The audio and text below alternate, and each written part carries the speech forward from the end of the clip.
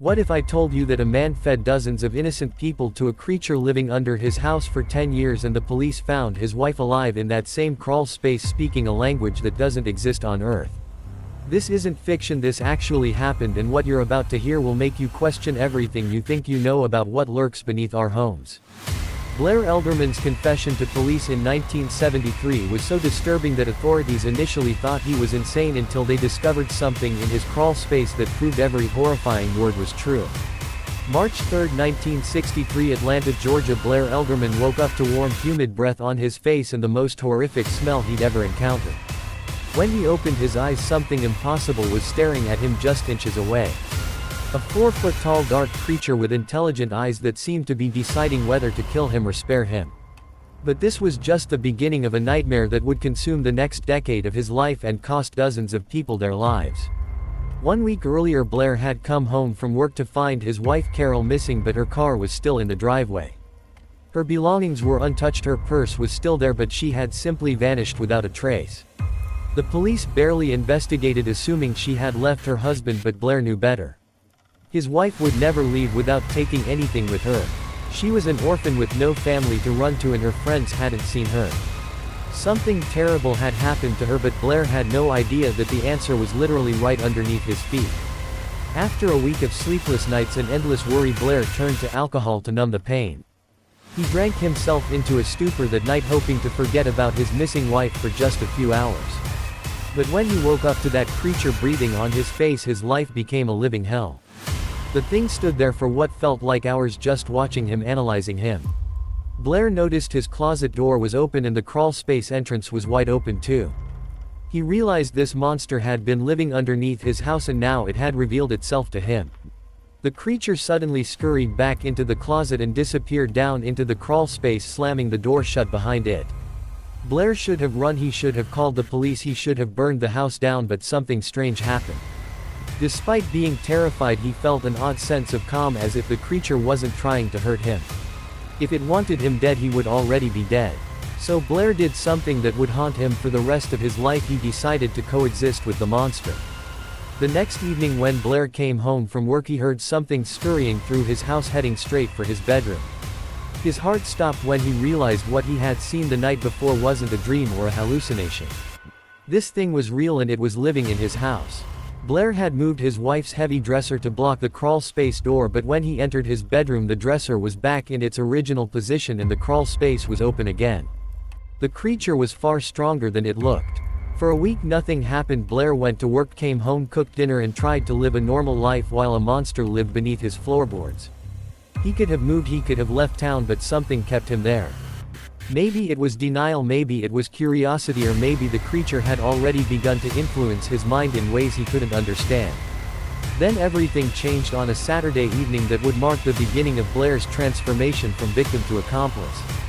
2 young men in shirts and ties knocked on his door, representing their church and asking if he'd like to hear about their faith.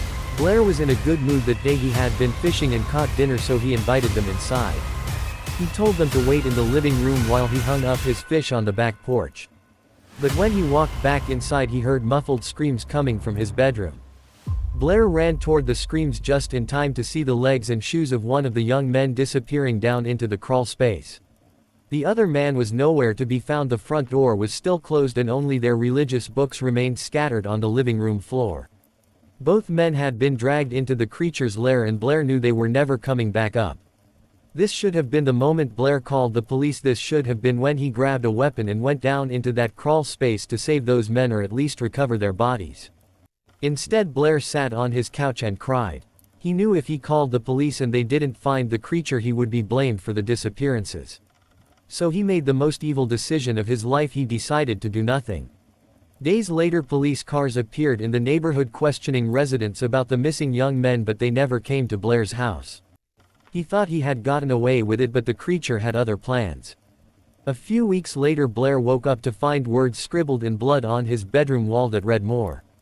The message was clear: the creature was hungry and it expected Blair to feed it. When the creature appeared next to his bed that night, it didn't leave after a few minutes like before. It stood there for hours staring at Blair with those intelligent eyes, and Blair finally understood the deal. He was not the creature's victim, he was its partner. In exchange for his safety, Blair would provide the monster with fresh victims. The alternative was joining the bodies in the crawl space. What Blair did next defies all human decency and morality. For 10 years, whenever someone knocked on his door, instead of turning them away, he would invite them inside. He would make an excuse to go to the back of the house and wait 15 minutes. When he returned, the person would be gone and the crawl space door would be open. Blair never asked questions, he never looked down into that space, he simply closed the door and continued with his life. Mailmen, delivery drivers, religious missionaries, traveling salesmen, neighbors asking to borrow something, anyone who was unlucky enough to knock on Blair Elderman's door became food for the creature. If too much time passed without a victim, the word "more" would appear in blood on Blair's wall and the creature would visit him nightly until he provided another sacrifice. After 6 years, the police finally knocked on Blair's door asking about a missing person last seen in his neighborhood. They searched the house, they looked in his closet, but they never thought to check the crawl space. Blair answered all their questions and they left satisfied that he knew nothing about the disappearance. By year 10, Blair was mentally broken. It had been 3 months since anyone had knocked on his door, and every single day he woke up to more written in blood on his wall. The creature visited him every night, standing beside his bed for hours. Blair knew it was only a matter of time before he became the next victim, so he made a desperate decision. He drove to the police station and confessed everything. The detectives thought Blair was insane until they searched his house. In the crawl space they found bloodied, torn clothing from dozens of different people, possibly more. But they found something else that shocked them to their core. Blair's wife Carol was alive.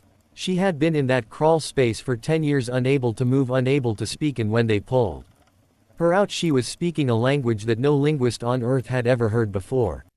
Carol couldn't see or walk due to severe muscle atrophy, but the strangest thing was this unknown language she was speaking.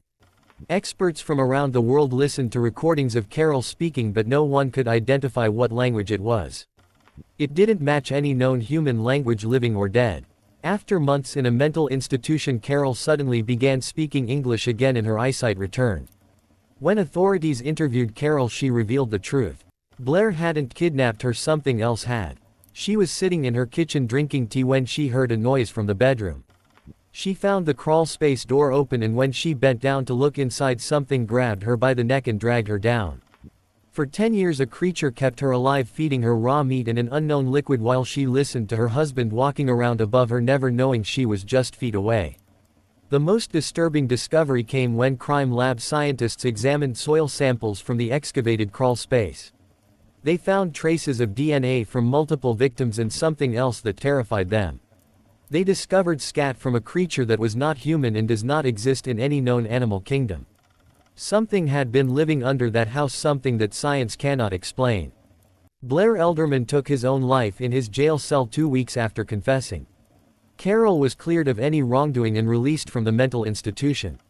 She later left Atlanta and was never heard from again. The house was bulldozed and the land was sold. A new house was built on the same spot, and a month after a family moved in, they mysteriously vanished without a trace. The creature is still out there and it's still hungry.